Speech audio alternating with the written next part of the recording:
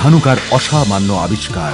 ধানজাইম গোল্ডে আছে বিভিন্ন ধরনের রাসায়নিক পদার্থের সমাবেশ, বিশেষ করে হাইড্রোলাইজড প্রোটিন কমপ্লেক্সেস, যা গাছের কোষ বৃদ্ধিতে অত্যন্ত প্রয়োজনীয়। তাছাড়া এনজাইমস অর্থাৎ উৎসেচকের সাহায্যে কোষের ভেতরে বায়োকেমিক্যাল প্রক্রিয়া ক্রমশ বাড়তে থাকে, যার ফলে গাছের সালোক সংশ্লেষ ক্রিয়াশীলতা বেড়ে যায়। ধানজাইম গোল্ড প্রয়োগে ধান গাছের শিকড় হয় পর্যাপ্ত। মূল জমিতে চারা রোপণের 20 থেকে 25 দিন পর প্রয়োগ করুন ধানজাইম গোল্ড দানা, একর প্রতি 5 কেজি হারে।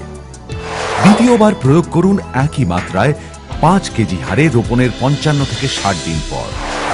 শীষ বেরোবার সময় স্প্রে করতে হবে একর প্রতি 250 মিলিলিটার হারে।